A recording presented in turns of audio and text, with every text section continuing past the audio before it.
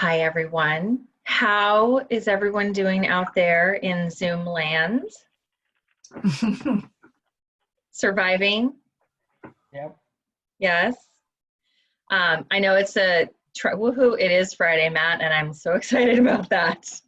I know it's a trying time for everyone. I'm sure some of you are in the same boat I am, which is trying to work and now having a couple of students in my house that I'm checking on their work while I'm trying to do my own work. It's definitely a crazy time. I do want you guys to know that we're working on potentially with the region, potentially moving dates. Right now, we're kind of just looking at what internal dates we could move, but for right now, this project is on track and continuing with the dates that we've set forth. But having said that, both myself, Jesus, and Juan, we're really here to help you guys. So as you're going through this, and if you want to talk about projects or the data, we're all available to you. You guys can call me, or you can just send me an email and we can work through whatever you have. So just, I want you to know that, because I do know what a difficult time this is right now for faculty, administrators. I know we're all in this together, but I know it's a lot right now. All right, so Jesus and Juan are going to lead us through the data portion of the meeting. And then I have just a couple of thoughts about the student engagement piece in terms of the questions, and then we'll end for the day. Does that sound good with everybody? Yeah. Thumbs up? Yes? Okay. All right. Jesus, it's all you. All right. Thank you, Cassandra. Okay, everyone. So for today's meeting, I'm just going to show you the agenda. So we're going to talk through 4 different things. So first of all, I just want to provide you some important information. Second, we will talk about the Section 2 longitudinal analysis, and Juan will be showing you. He already sent to you one email with very, very valuable data that you're going to have to use for to fill in this session. I mean, this section. So he'll be guiding you on how to use this spreadsheet. Then for Section 2, Cassandra, as she has mentioned already, she's going to talk to you about student engagement and characteristics, which is another item in the online. And then we're going to close with questions and answers. And as always, we would try to start with the kind of like the questions that apply to one, and then we could, you know, the ones that have very, very specific questions can just stay on the line, and we can, you know, support them.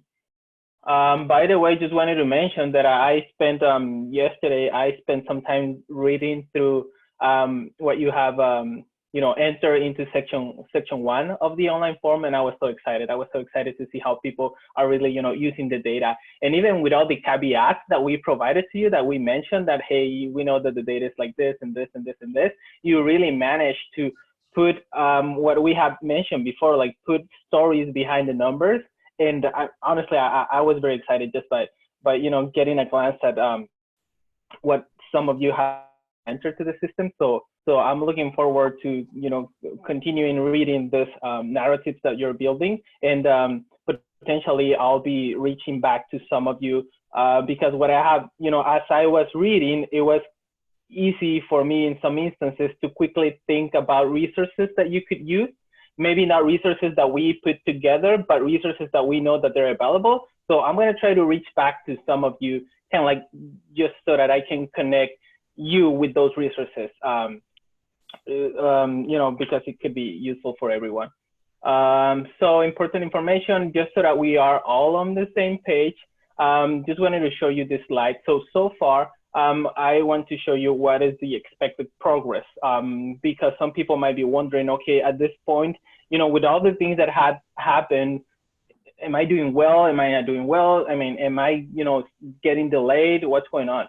So just wanted to mention that section one is what we already reviewed during the last month's meeting. Section 1 was about enrollment, headcount. I think there's a typo over there, sorry. Retention and completion. So ideally, you should have that completed with the, you know, with the information that we provided to you. However, I say ideally that a lot of things have happened lately. So if you are still struggling to get, you know, to wrap your head around that section, do not hesitate to contact us. and I'll show you a couple of ways to get support from us in a couple of minutes. And then today we're going to be talking about two, and section 2 is about two different things. The first one is the longitudinal analysis, which one is going to show you how to perform this, how to use the data that we're providing to you to do this. And second, student engagement and characteristics. So this, we are expecting to have this part completed by May 1st.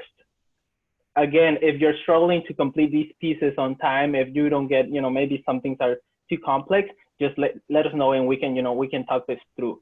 And just so that you can have kind of like a little more context, after section 1 and section 2, we are going to talk about course reviews. This is section 3, but that is not due until May 29th.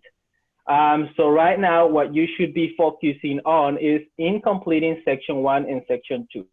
So just wanted to give you that kind of like that idea on where are we standing right now. I'm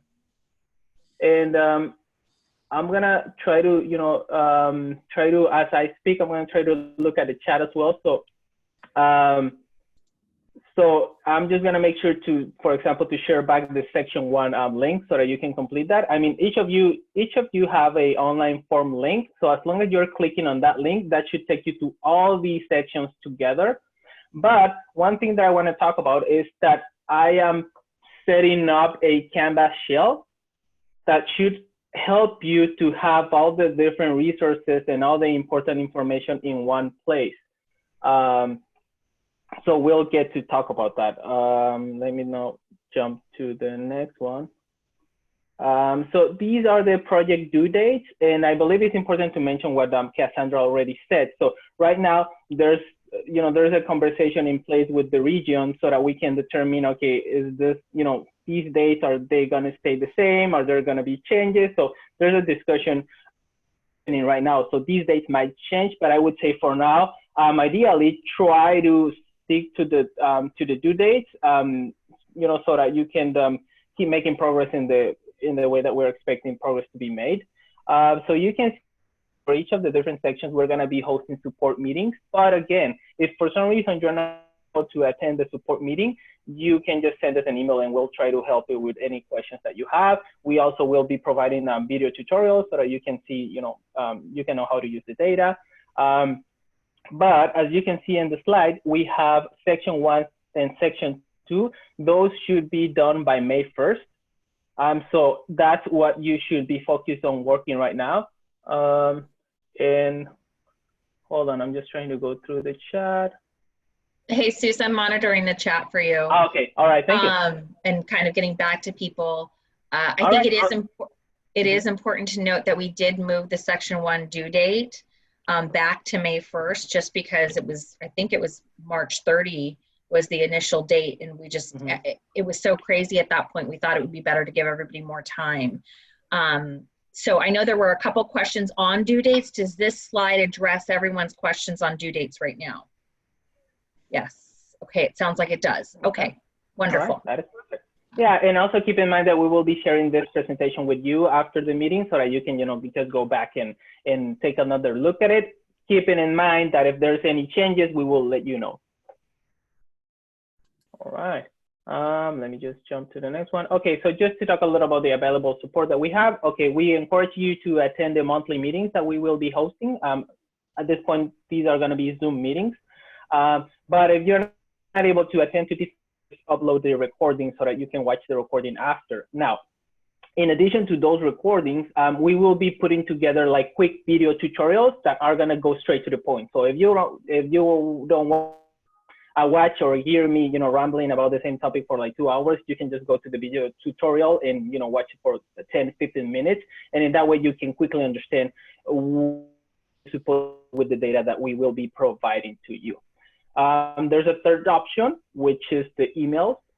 So for the emails, just send us an email, let us know, hey, I have this question, and we will, make sure to provide some support. There will also be emails coming from us, where we might, ask you a couple of questions about things that you might be doing, about some resources that you might find useful, et cetera, et cetera. And finally, the Canvas. So I'm gonna send you the link to the Canvas probably next week. I'm still watching the video tutorials on how to use Canvas. So I already uploaded information, but I just want to make sure that I'm doing it in the right way. So you'll be receiving that link during next week. And ideally, that we're gonna try to use try to minimize the use of the email and use more Canvas, just so that you can all have everything in the same place. Because I understand many of us right now are having issues with using the search function in Outlook. So it's very hard to really go, okay, what did Jesus send to me before? So I think it makes more sense to just try to keep things on the Canvas shell. Okay, so now let's just get into the section 2, which is the main topic for today. Section 2, the first item in section 2 is called longitudinal analysis. And now you might be wondering, okay, longitudinal what? What are we talking about? What do we mean when we say longitudinal analysis? So this is the thing. There's a lot of ways to explain this, and there's a lot of need to this topic. But I just want to tell you that usually in research, analysis can be into two different kinds of analysis. So there's one analysis that is called cross-sectional analysis, and there's another analysis that is called longitudinal analysis. So cross-sectional analysis, so think that we're doing some sort of research about trees, okay? I'm doing research about trees. So when I'm looking at the trees, I'm looking at all the different trees that I have in a particular forest at a particular time. Okay, so let's say that I go outside today and I go and start looking at the trees. And I'm like, okay, so I see this kind of tree, and this kind of tree, and this kind of tree. Okay, so I take a look at that. So when we do something like that, you can probably what we're gonna hold on, I'm gonna try to find a laser. Oh, there you go. Where spotlight? No. Well, let's see if this one works. Okay, can anyone see what I'm drawing on the screen? Can anyone see what? Okay. Yes. Cool. All right. So yeah, as I was saying, when we're saying cross-sectional analysis, we mean going back to the example of the trees. It means that if I am analyzing trees, I'm going to look at all the different kinds of trees that I have at a given point in time. So if I go outside right now and I start looking at the trees, I'm going to look at all of them, and I'm going to have like different, different kinds of trees. I'm going to have this one.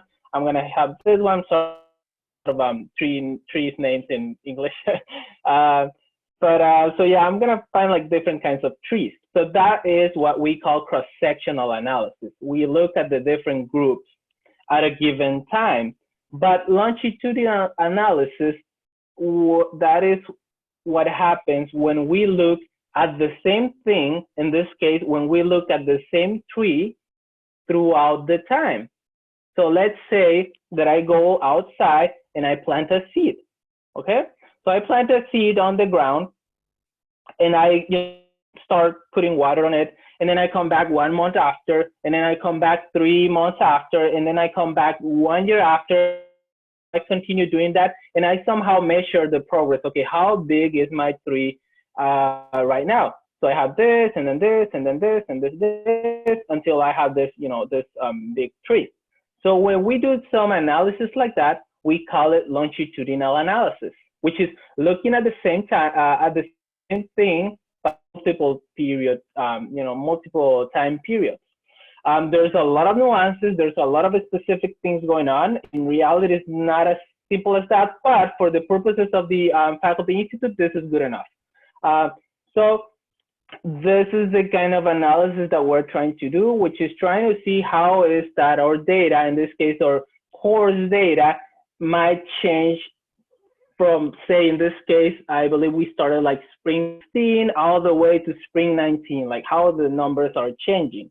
So this is just so that you have some on what do they mean, or what does the fact mean when they are talking about longitudinal analysis. If anyone is interested in learning a little more about this, the differences between longitudinal analysis and cross-sectional analysis, just let me know and I can share with you some resources. Okay, does anyone have questions about this topic before we jump to the next slide? Okay, I don't see any questions, so I'll just move ahead. Okay, so now let's talk. Let's see, how can I get rid of this? Okay, good. All right. All right. So this, in your online form, this is the section, the longitudinal analysis section. So I want you to, I just wanted to tell you what is this about. So the first thing that the section mentioned is that for this section, you're going to review again enrollment, retention, and success, but you're going to do this for courses that start more than one term. Again, because it's kind of like a longitudinal analysis, so you want to do like throughout the time. So before you start doing this, you need to meet with your institutional researchers to determine data is available. So is the data that Juan already provided to you, and he'll explain to you how to use it in a couple of more minutes. If you have not taught more than one term, you're going to enter NA for all questions in this part of the section, although I believe we were able to provide data for everyone. You are encouraged to discuss your answer with your fellow faculty, researchers, and deans. However, you're responsible for writing your own responses.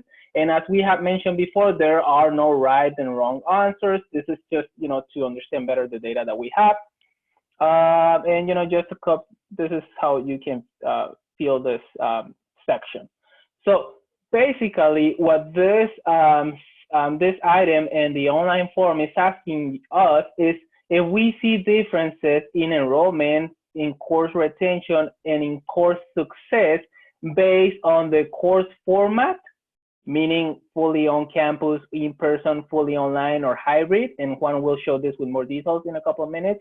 If we see differences, could be maybe that my course, the courses that I teach on campus for some reason are underperforming compared to the courses that I teach online. So that's the kind of questions that we need to analyze by looking at this data. Then it also asks us, okay, is there a difference, based on the term? Maybe for some reason at the beginning, 2 years ago, my numbers were not as good as they are today. Okay, is there a reason for that to be happening?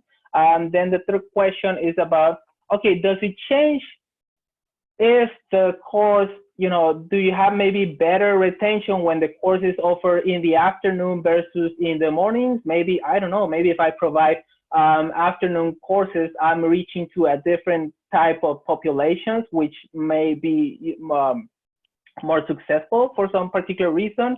And finally, it also asks you, okay, are there any differences based on the course length? Maybe my course, whenever I offer my course in a 4-week length, people perform better than when I make it like an 8-week course. So that is the kind of question that the section wants us to analyze. Again, no right, no wrong answers. It's just you trying to make sense of the data that we're providing to you. So just keep that in mind. And as I have mentioned before, just by reading through your online forms, I see that you're doing an amazing job. So just keep doing what you have been doing lately. It's that what the region is expecting us to do with this section. All right. Okay. So the next thing that I want to talk about is, so how many of you have an office like that right now? I hope not. But just wanted to point out something. So just like this office, whenever we're trying to make sense of the data, there's going to be a lot of things, to organize, right? And there's not only one way to organize this room or to analyze the data. To give you a couple of examples, I'm looking at the room, and in my head, I'm thinking, okay, how would I clean this room? I think I would start just piling up all the magazines on one corner of the room, and then all the chairs on another corner of the room, and I'll do that for all the different items. And then once I have everything in different corners, I'll start combining everything in the way that it's supposed to be. Maybe I'm gonna put, I don't know, one computer here, another computer here, and another computer here. But for me personally, before doing that, I need to put everything in corners. That's just the way my mind works. There might be other people that are better than me at doing this. And they'll be like, no, I don't need to put this, I don't need to split this. I can, as I'm moving things, I can, instead of piling over all the different magazines in one place, I'm just gonna put the magazines where they are supposed to go from the very first time, and all the different computers and all the seats, so I don't have to split things and then put them together in an organized way. So what I'm trying to tell to you is that every person is gonna have a different way to organize, this room, which it also applies the same way to every person might have a different way to analyze the data. But the key takeaway that I want you to take from here is that it is always better to have kind of like a systematic approach to do this task. It is always better to try to have a system, and it's always better to try to take things, kind of like pieces by piece. The reason why I am showing you this image is because just like this room has a lot of items in here, you are gonna have a lot of data, okay? You're gonna have to make sense of a lot of data. The good news is that Juan did an amazing job organizing the data for you already. So Juan already started cleaning the room for you. But even with that, you're gonna have to spend some time trying to digest a good amount or a good number of data points. So I just want to stress enough that you have to take it step by step. You have to take it slowly. Do not, if you feel like, okay, this is a lot of information, Juan is gonna, tell you a couple of things that he did in the spreadsheet that he's gonna show to you that are gonna help you to take things step by step. So just wanted to provide that to you. And I believe, yep, now I'm just gonna let Juan to do his thing. Juan, I'm not sure, hold on, let me see if I can make the host so that you don't have to. Okay. So now's my turn. Hold on one sec, let me see. Make host. Yes. Okay, now you are the host. Okay. So I don't know what that means, but I'm going to share the screen of what I have. While Juan gets his screen up, Jesus, were we able to send the links to the participants so they have them and they can look at their own data while we're going through this? Yeah. Speaking of that, I wanted to apologize because I've been receiving emails about faculty members saying that there's something going on with their data. So first I'm going to explain the file and maybe that'll help clarify, but some faculty members are saying that this right after this to see what happened. The data that I have on my computer seems to be correct. So I don't know if there was some disconnect. So we'll make sure that that gets sent correctly today by the end of the day. So we'll resend everything because there are apparently some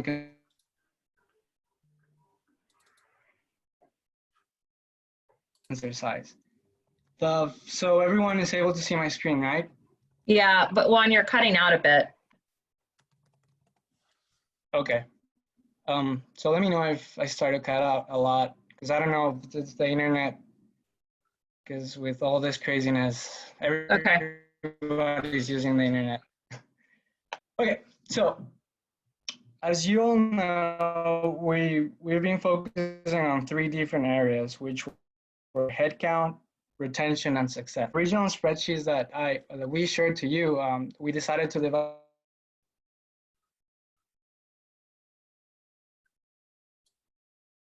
for this analysis. You look at my Excel file. This is the blue. So this corresponds to the headcount part of thing, and then I'm going to go over the retention and spreadsheet. So the first thing that I want to talk about is the first part in the top. Here, here's the faculty name. So each one of you should have received a file that has your name on it. If it doesn't have your name, it's definitely wrong. And then on the bottom, it will tell you the program and then the course that you teach. Now, the important thing here is that you will be able to pick all the courses that you taught for that window of time. So it will have the code of the course, and then on the bottom, it will show the course name. So that way you'll be able to identify which course you want to analyze. So in this case, for this example, everything is made up. David doesn't exist, and the sports program doesn't exist, and the soccer class doesn't exist. I just made up all the numbers, so no one's data is being shared right now.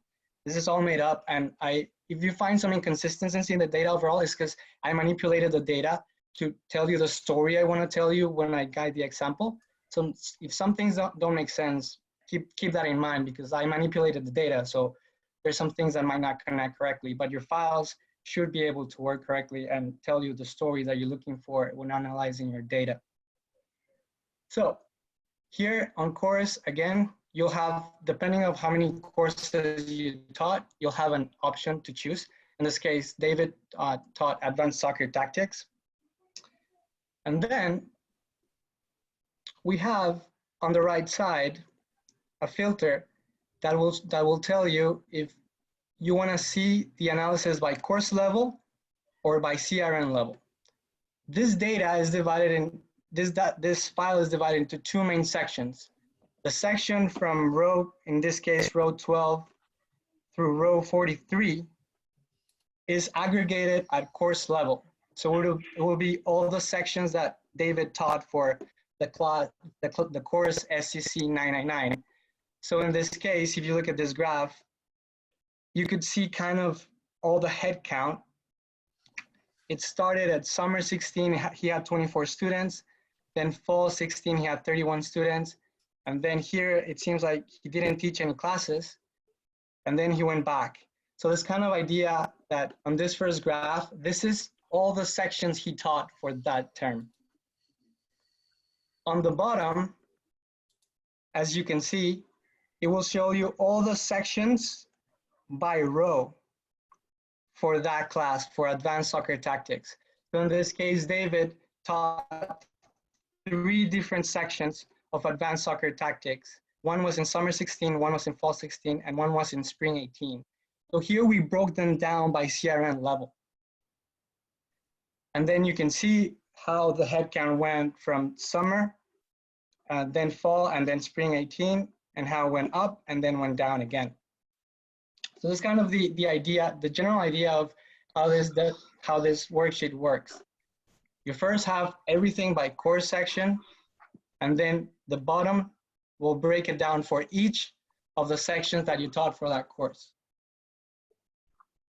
Okay, so now kind of going back to the beginning, on the top, right here, if you want to see both sections, if you want to see the analysis, sorry, I'm going to stop saying sections because sections could also be CRNs, so that might be confusing. So I'm just going to refer to part 1 as the top part, and then part 2 as the bottom part.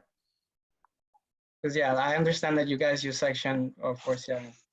So this right here from F through I, you can see that you can filter out the data if you don't want to see part 1 or part 2. If you don't want to see part 1, you could just say no. And what the dashboard will do, it will hide all the graphs and all the tables that have to do with the analysis by course level, and it will only show you the analysis by CRN level. The same thing. And then if you also have the option of hiding the CRN level analysis. So I made it such a way that if there's too much data on the screen and you want to hide some things, the filters from FI right here on the top, they will let you hide whatever you want to hide. So in this case, CRN level section is hidden because I have a no on it. So you have the option of hiding your data. This explains. One minute. Everyone, if you don't mind closing your mic, because it seems like some sound is getting into the meeting. Thank you. Okay. Now that I explained this filter right here, now I'm gonna talk about the filter down at the bottom. that says compare with all sections and of SCC 999 and compare with all sections of sports. Basically what this is saying is, if you look at the graph right here, it shows the sections that David taught. This will show your sections of your classes. Now, if you press yes here, the dashboard will update and it will show you your data compared with the data of all the other faculty that taught that same class, soccer 999. Then you can compare that you taught 24 classes, but the total of people in the program that taught those classes were 104 students, the head count, counting all the faculty members who taught that class. So you can compare your own data in blue in this case, compared to all the data of the other faculty for that class. However, if you also want to compare with your program, you could also go to this filter right here and say, I want to see how the whole program did. And then it will add also the numbers for the program. So what we want to give you here was the ability to compare your data for your classes, also compare your data for all the classes taught for that term, and then the data compared with all the classes taught for that program. Now, if you don't want to see that, you could also go back to no. You just want to see your own data, and it will just refresh and show you just your data. The table up here also updates. So if you say yes here, it will also add the numbers for all the sections of that class. And it will also add all the sections for the program. Now, this will be the timeline. This kind of tells you how you did through the terms. On the right side, we start looking by class format. In this case, if it was an on-campus class or an online class. So that means that your head count for all of your on-campus classes, for David in this case, were 164 students.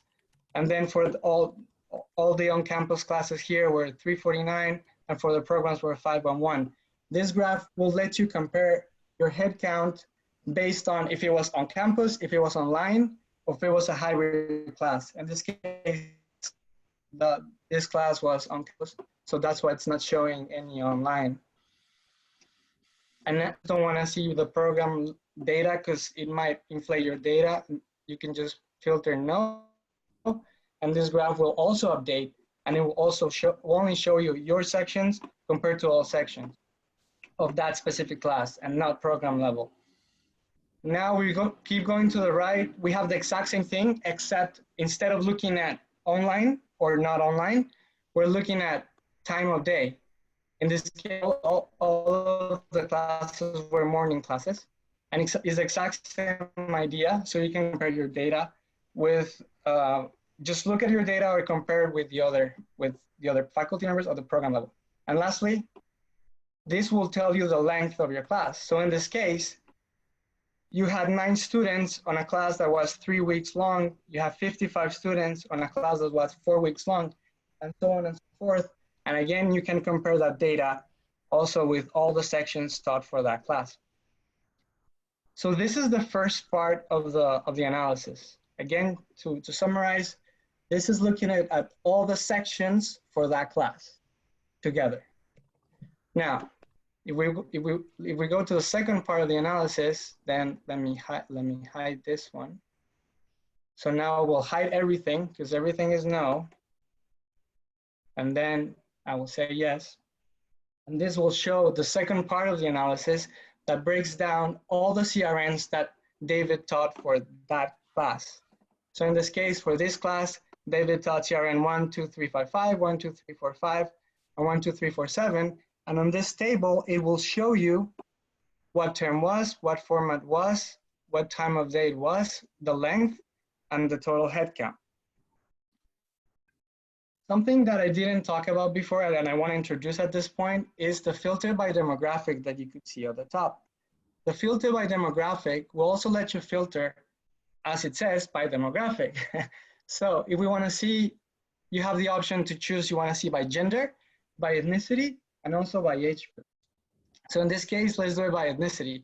So if you click by ethnicity, then the table will update and it will show you all the different ethnicity options. And you need to give it some time to load. So now the table will show you everything for each of the ethnicity, and then the graph will also update and will break it down, all the different ethnicity levels. So in this case, for the first CRN, 12355 in summer 16, you have 24 total students, 4 of them African American, 1 Asian, 1 Filipino, and so on and so forth. And you could see it right here in this part of the graph. This is the first CRN. However, if this is too much information, you could also filter by specifically, well, I just want to see a Latino, for example. And then if you choose the filter for Latino, it will update everything. It will hide everything else. The total will be just Latino. And then the graph will only show you Latino students. You could just focus on that specific demographic. And this is the same case for age group, gender. You could also break down as much as you want. And all the tables will update and all the graphs will update. So I changed to age group. So now I can see all the different demographics. I can see how it behaved by age group. And then I can see it by CRN and by term. Now, something that I didn't mention is that the filter demographics, they also apply for the first part of the spreadsheet. So if we look at the first part of the spreadsheet, give me 1 second while it loads. So again, this is the first part of the spreadsheet. This is by class level, not by CRN level. This aggregates everything by class. This filter will also filter the values here. So if I choose only to look at a 25 through 29-year-old, all these graphs will also update to filter just by that demographic. As you can see, the graphs just changed. So again, I didn't mention before, but the filter by demographic affects both the first part and the second part of the spreadsheet. Now, moving on with the second part of the spreadsheet, looking by CRN level, then again on the right, we start looking all the different graphs by format, on campus or online, by time of the day, if it was morning or not, or evening, and finally by class length. So this will also break it down by those different scenarios, which the form is asking you to look at that data. And the other thing about this also sorts the data. So as you can see, online are grouped and on campus was first. So this is done such that all the groups are next to each other. So everything that's online will be next to each other. And since we only had one on campus, this is the first one, and then all the others are online. So it sorts the data based on what different format it is. As you can see here, the morning was the first one. Here, like I said, I was messing with the data, so there's some inconsistencies. And then here were all 9 weeks. So this data should be sorted such that when you look at the different graphs, they should be grouped together. So you can kind of compare online together right here with on campus right here. Oh, there he is. Okay. We lost you for a little bit, Juan. You may have to go back to the previous, just the previous little graph. So you could, if you could redo that part. Which graph? Right here. Yep. No. This one? Yeah. Oh, go up. I think that one right there. Okay. So I've been talking for a long time. Anyway, well, kind of, I don't want to make this too long, but basically this table, again, will break down by CRN level. You can filter out however you want it to do. So it's good to play and move around things, and so you can get a feel how this works. And then again, when you move to the right, you start seeing your data organized by format, on campus, online. And this format is grouped together, the same as here. Each one is grouped together, and then these ones should also be grouped together by the different categories. And then this will tell you the CRN. So this was 9 weeks, and that was CRN 1, 2, 3, 5, 5. So it could help you guide through that. And again, this will update if you change it to gender. All the graphs will also update, and we'll break it down by gender demographics. Another thing it's important to notice, these files are big, so it might take a while to load. So please be patient. And also very important, this is very, very important. You have to enable macros. In order for the file to work, there's a lot of macros going on in the back.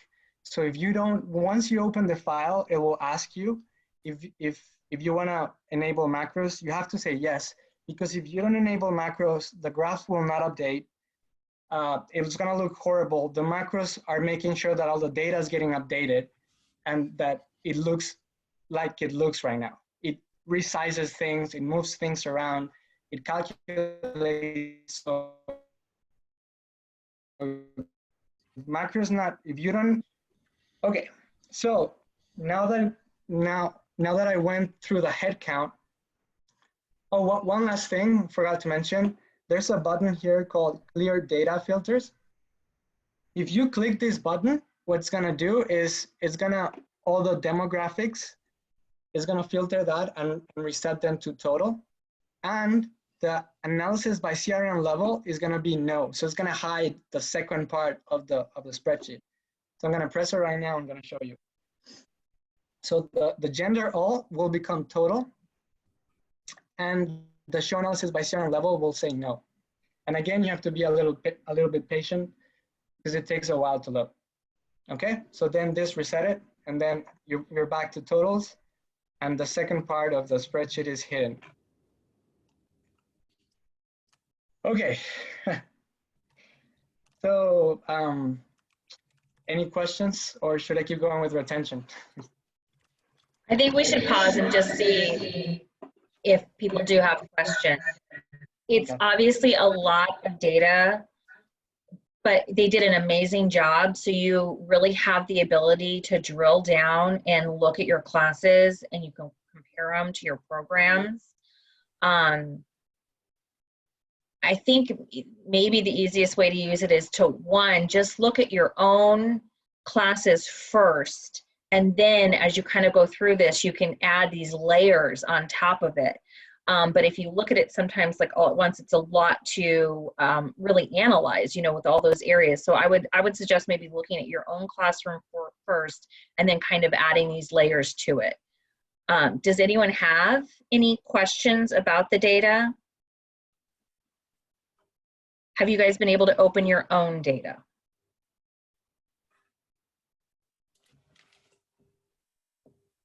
Shirley, I see that your head count does not work, so I'm making a note of that.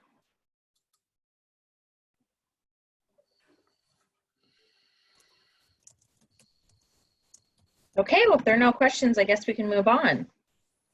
Okay, so the retention file is a little heavier than the headcount file because there's a lot more going on here. Is everyone able to see the green spreadsheet, or does it still show blue? Do I have to reshare it, or are you guys seeing the retention? Green. Okay, perfect. So this is the retention file. The retention file and the success file work the exact same way. Well, the success file is red, as you all guys know. So I'm just gonna go over the retention file because it's the exact same thing. So the filters at the top and everything on the top works exactly the same as the headcount datasheet that I talked about, except this one, the tables have way more data now. And the reason we have way more data is because when you're working with retention and success, it is really important to see how many people you had in your class, and out of how many people you had in to be successful. And that is why we decided to add the table. As you can see here for spring 18, there were 71 people enrolled in the class. Out of those 71, 49 were retained. That showed a 69% of retention. So the table is there, so you're able to compare your total, the total number of students in the class versus the success and the retention rates and numbers. The important thing to note here is that the graph only shows percentages. And it's important to also look at your table so you understand 69% of what. It could have been 69% of 3 students, but it could have been 69% of 1,000 students. So that's why the table is really important in this scenario for you to be able to compare your data. Another important thing that I need to make very clear for this graph is that 0% in the graph doesn't necessarily mean that it was 0% retention. 0% in the graph could mean that there were 0 students enrolled for that specific term, which is the case for summer 17. In this case, enrollments were 0. Every time enrollments were 0, retention should have 3 dashes, 3 lines. That means that don't pay attention to that because there were no students. If retention says 0, then that is 0 on the table. If retention says 0 on the table, that is 0. But on the graph, it will always say 0%, even if you have 0%, 0 enrollments. And this is because Excel, when I was putting the information in the graph, even if I was putting the dashes, it will still put them as zeros. So I wasn't able to figure that out. So be very careful whenever you see 0% in your graph. Just make sure you validate it with your table and see that it's probably because you had zero enrollments for that specific class. So Juan, we can assume that if it's a 0, that course was not offered in that term. Yes, or if you're looking at demographics, you could have had 0 of that specific demographic. Okay. Mm-hmm. In this case, I'm looking at age group, and this is doing all. So in this case, it's doing everyone. But if I choose, for example, 40 and older, the data is going to update, and I'm expect those enrollments to go down. And again, this file is way heavier than the other one, so please be patient. So as you see, some numbers went down because I changed it. So now, again, keep in mind that also demographics could show 0 for enrollment. Okay, so now that I went through this, again, this is the first part of the Excel. Is the same thing as before. It will show it by your sections. If you want to compare with the other sections for that specific class, you can add the filter, and then we'll update the graph.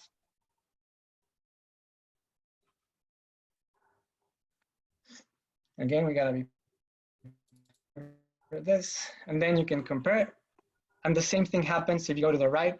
You can see that on campus, for your sections, all sections, you can see the enrollments, compare with the retention numbers and the retention rates, and you have the graph to compare.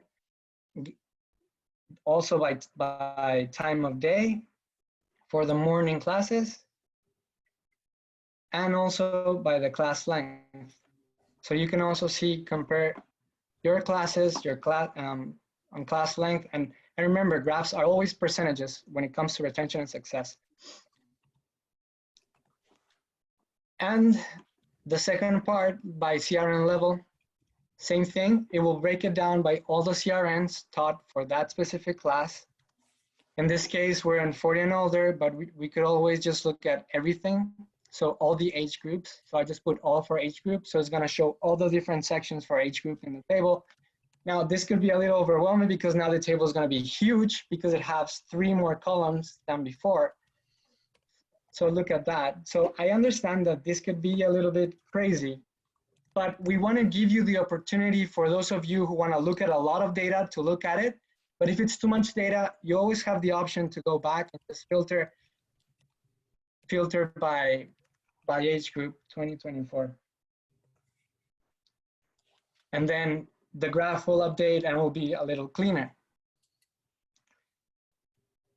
Something that I also want to mention is that the file is protected. That means you shouldn't be able to make any changes. However, the graphs are not. So you're able to move the graphs, make them bigger, make them smaller, because we figured that each one of you has different screens. So I have a big screen, so I'm able to look at big graphs. I don't know about you guys. So I want to give you the liberty of sizing or not If the graph is too big, you could always move it. That's up to you. Just keep in mind, if you erase the graph, then you won't be able to get the graph back. So be careful with that, because then we would have to send you the file again or make a copy of it, or just don't save if you erase the graph. That's the only thing you gotta be really careful about. Okay, so in this case, we're looking at CRN level by ages 20 through 24, and you could see your retention levels. And then if you go to the right, same thing by format. So like I said, it's grouped, so it kind of groups all the on-campus classes first, followed by all the online classes. So, and then same thing here, it groups by morning. Classes that are NA for time of day are classes that are online classes. They don't have a time of day schedule to it. So if you see an A on time of day, it's an online class. And then lastly, we have also by length. So all of them were 9 weeks. So it shows, and then you can see the graph. So for example, what would be a way to look at this data? So kind of looking at the story side of things. So David is teaching a soccer class, right? Well, the soccer class is advanced soccer analytics, and David wanted to teach an online course. So check this out. If you look at the data, the on-campus classes for soccer were relatively good. You had 83%, then you had 60%, but look what happened when he made the class online. He dropped from 60% to 20%. It doesn't really make sense to have a soccer online class, apparently, because the students are, even though it's a theory soccer class, the students are really reacting to online classes. The retention rate is too low. So maybe David would write on the online form that he will probably make this a hybrid class where students get to meet on campus and they also can go online. So to see if he can make this online classes better. So that's kind of a way to look at it when you're looking at this data. Like this is one example. Another example that you could also look at is if we go back to headcount. Let's see.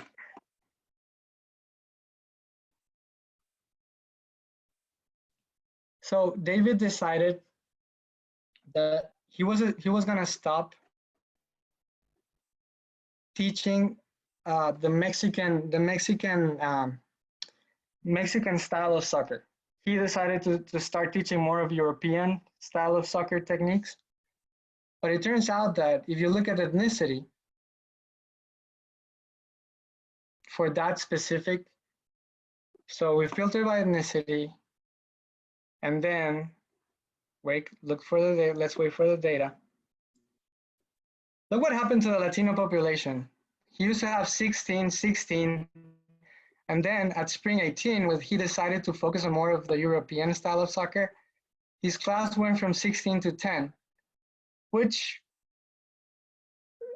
the way David sees this, and he's going to write his online form, is maybe he should also include all different types of soccer techniques, because apparently Latino students are not really reacting to the new style of teaching of just talking about European style of soccer. So those are kind of the stories or kind of things that you have to think about when you're looking at that data. I know that looking at ethnicity might be like a lot and it could be overwhelming, but sometimes we could have something like this where most of the groups behave very similar, but the Latino kind of, you can see that it's really going down, and then you can filter, you can go further and say, okay, I'm gonna focus on the Latino students, go to your demographics and actually look at Latinos individually and try to understand what happened. And then you can see that from fall 16 to spring 18, something happened, and then he realized that it was because he changed his style of teaching, and he should still teach all around the world European style, soccer style of techniques. Anyway, okay, so I think I'm rambling too much at this point, but is there any question regarding the retention part of things? I know this one has a lot of stuff in it, but again, we wanted to give you flexibility. You can go as deep as you want or keep it as surface level as you want. So if you just want to focus on course level, you can just focus on course level. You want to go deep to CRM level, you can go to CRM level. You're going to go deep into demographic, it's all up to you. Here we want to give you the power to do whatever you want to do with your data, and you're able to choose any of your classes that you teach.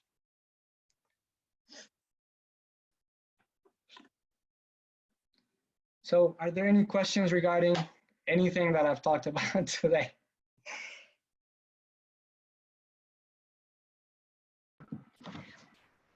Juan, it's Cassandra. I just want to say that I think the information is amazing. I don't think we've really had anything like this for continuing ed. So I'm really excited just to be able to kind of get in and look at the data. So just a big thank you to you. It's really cool. Thank you. I did have, I'm wondering if Jesus and me were talking in the chat, and we're thinking that maybe for retention and success, just to remind people of what the definitions are. So we'll put that on the Canvas shell, because our definitions are a little bit different than the college side. And then I had a question on the data. So for people that have taught for many, many years, the farthest we go back is summer of 16 for everybody. Is that correct? Yes, it's a 3-year window. And okay. If we show more data, this is going to go crazy. Yeah, I just want to make sure I had that right. Mm-hmm. Yeah. And again, I'm pretty good with my email. So if there's any question, feel free to send me an email. I'll get back at you as soon as I can, and help you in any way that I can.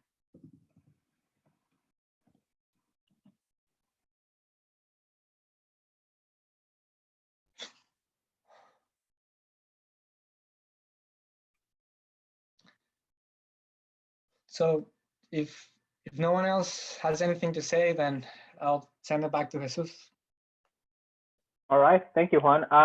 Everyone, I just saw a couple of questions about the Canvas shell, and as Cassandra is telling everyone in the chat, I'm setting it up. I already uploaded the material from last meeting and this meeting, but you know, I just want to make sure that I understand. Look at a couple of video tutorials just to ensure that I'm doing it in the correct way. But yeah, you should be getting an email probably at the beginning of next week, inviting you to enroll into the Canvas shell. And that would be the place where you would have access to the presentations, the definitions that Cassandra just mentioned.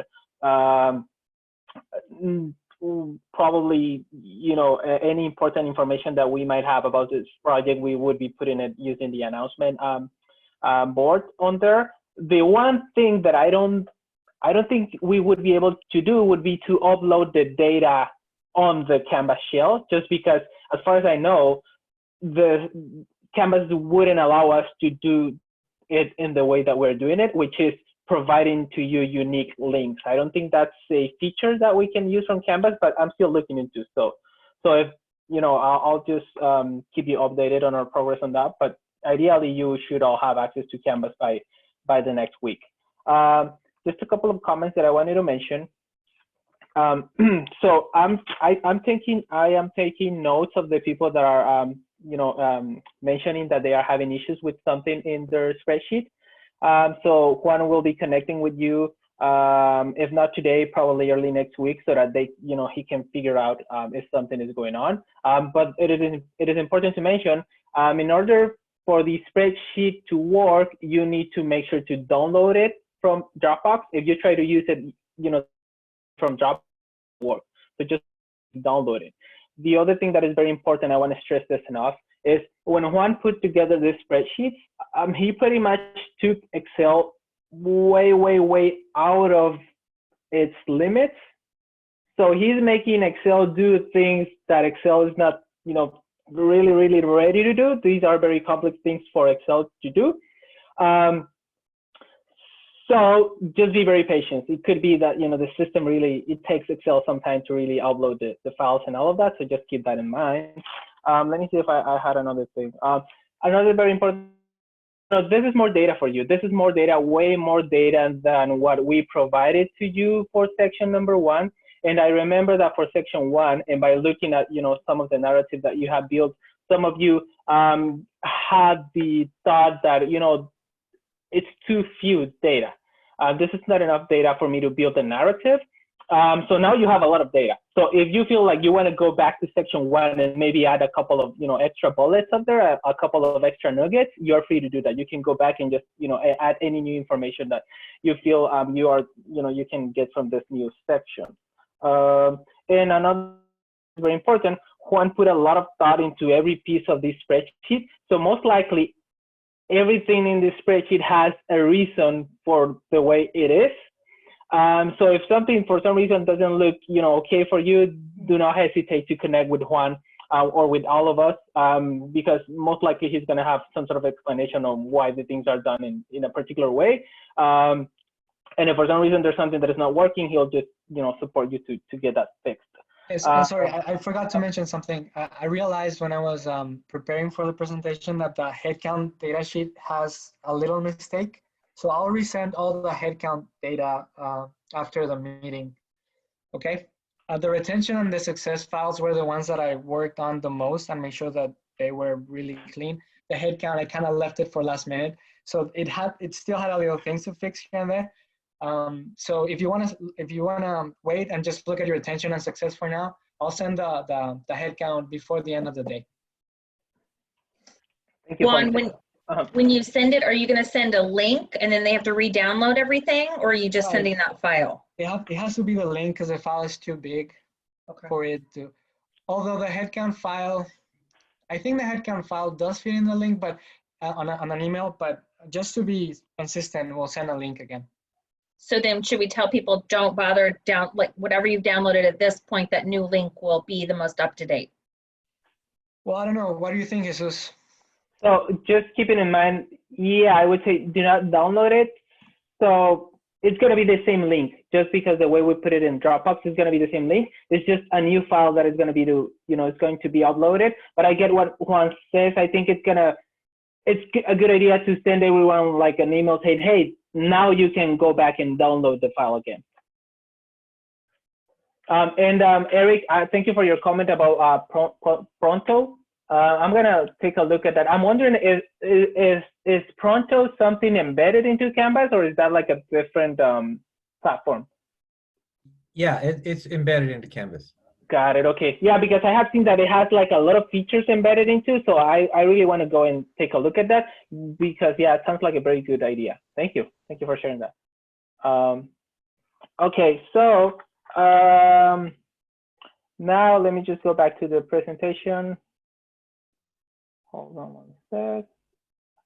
All right. Can anyone look at my presentation, the PowerPoint? Mm-hmm. Okay. So that's what we have regarding the spreadsheet and regarding the item called longitudinal analysis. So, just feel free to connect with us if you have any questions, if you're having any kind of trouble using the data. Do not hesitate to send us an email. But now we're going to jump to the other item in section number 2, which is student engagement and characteristics. Cassandra, what I ended up doing is that I took snips from the online form and put them on the presentation, so that we don't have to toggle between apps. So this one has all the information. So I'm just gonna, you just let me know if you want me to jump to the next slide. Okay, thanks. Okay, so I know we've just looked at a lot of information, a lot of data. I think Bob put in the chat, we just kind of need to get in there and play around with it. And I totally agree. I think that if you probably want to spend some time looking at the data and again, kind of layering it on top of each other.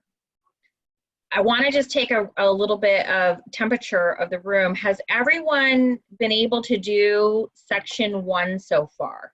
You can just give me a thumbs up. Yes, for the most part. Okay, good. All right.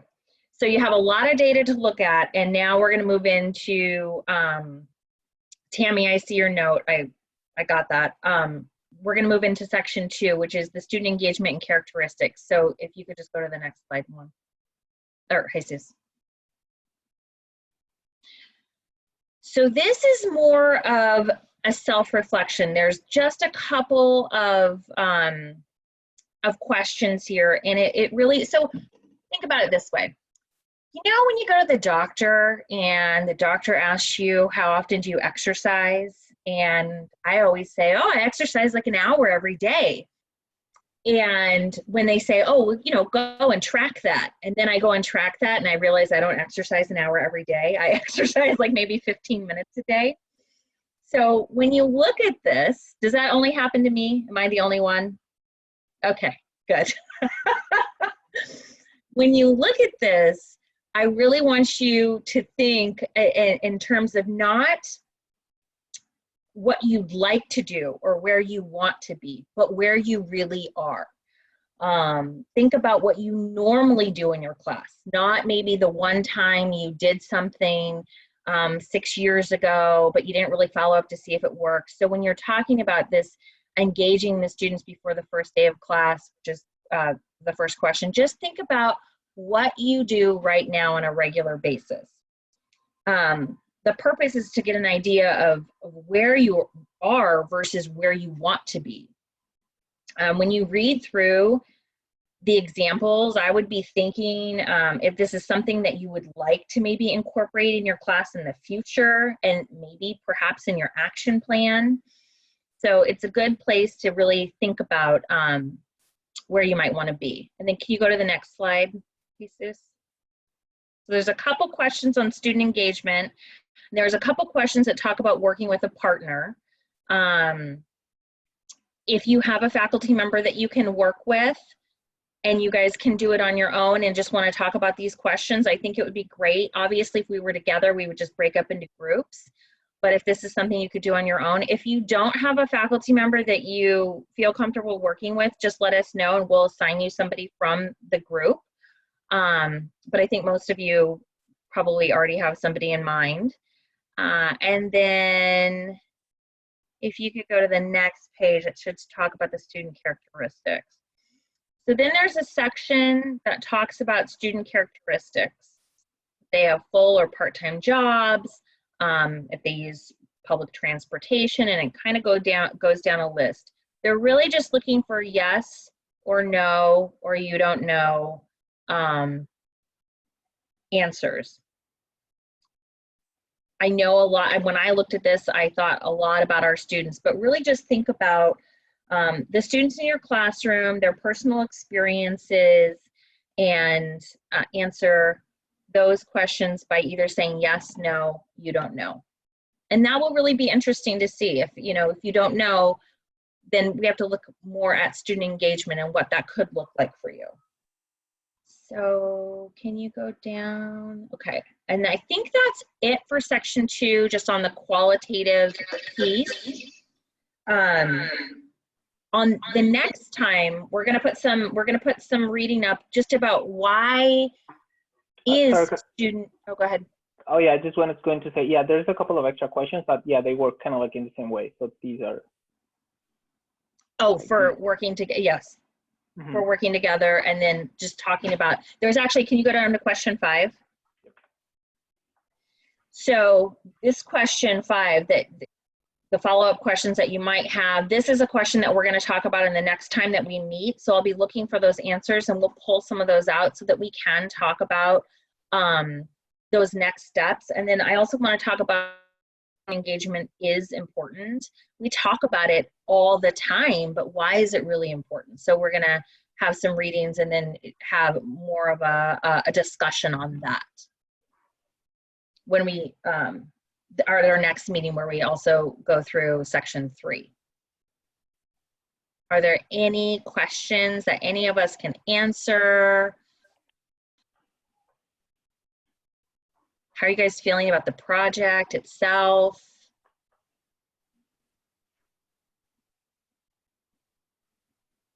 So far, so good.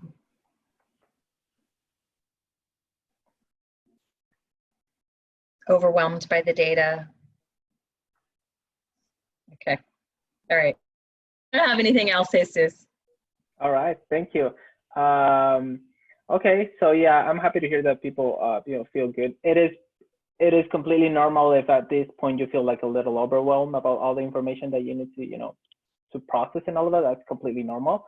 And I would say just take, just like the image of the room, you just need to take one step at a time. And just like what Juan mentioned, we're giving you a tool that is going to allow you to do whatever you want to do, that doesn't mean that you need to go and make, use everything that you have. It's just providing you enough tools to allow you to do that. And what Cassandra mentioned, yeah, it's going to be very, very interesting to look at your answers to the second item in section number 2. It's going to allow us to, really understand better your classroom practices. And something that it is very important to highlight is this is more about how you do things the way you do them, not how you would like to do them.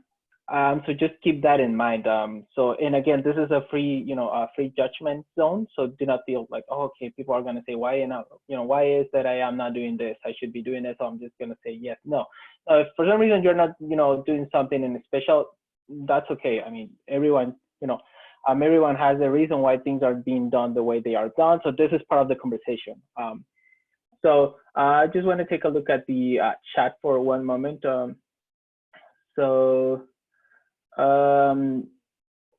I just wanted to ask Shirley a little clarification about your question about the second class. If you could provide a little more detail.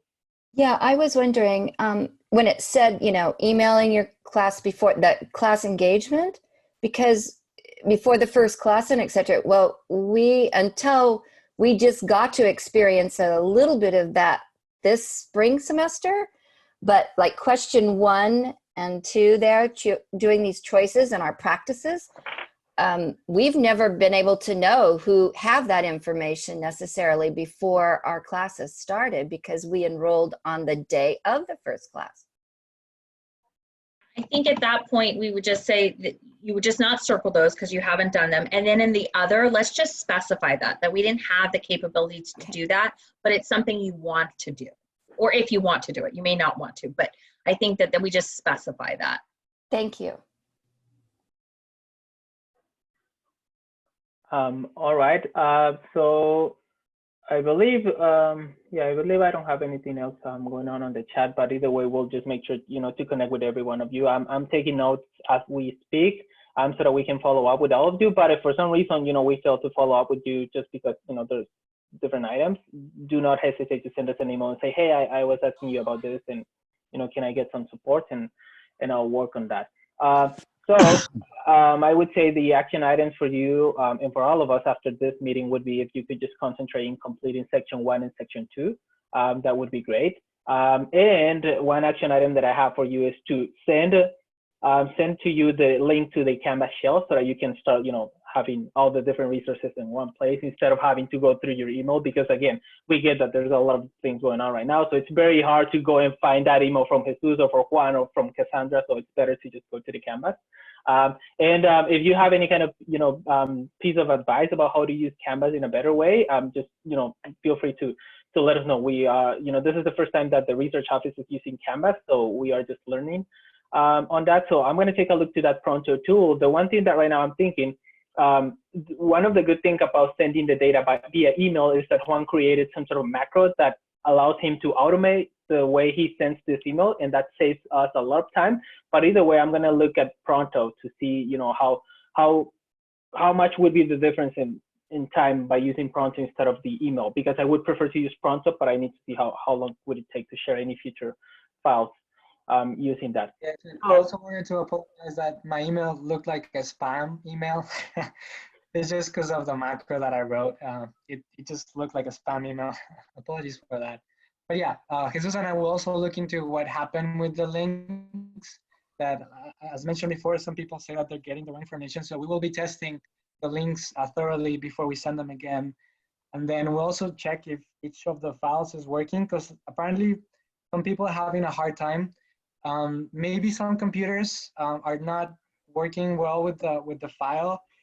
I know, like Jesus mentioned, the Excel file, it's really heavy and it's doing a lot of stuff in the background. So we will test it, and if it works in our computers, then it will be a green light. But if it still doesn't work in your computer, then we'll figure out something to help you. Do you, Juan or Jesus, do you think it would matter what year of Excel people had? Like if they had an older version, will it be tougher to open? I'm only wondering because some of the people are working from home. That's a good point. Probably it should work, but the newer version should be able to run it better. Also, I don't know about formatting. Sometimes the formatting too changes based on the older versions have different type of formatting. But what I'm more worried about is if it breaks, if the code breaks, then it would be really a problem if it works in my computer and Jesus' computer, but it doesn't work on their computer, then we have to figure out something else. All right. So, okay. I believe that's all we have for today, everyone. So for now, everyone is, if anyone has any more questions, you're welcome to stay in the room in case you have, any specific questions, and we can help you out. If not, we will just be connecting through you either, through Canvas or through your email. So not sure if Juan or Cassandra, if you have any other comments. No, thank you everyone for joining us today. We do know it's a hectic time, so we really appreciate it. And we look forward to continuing to work on this project with you guys.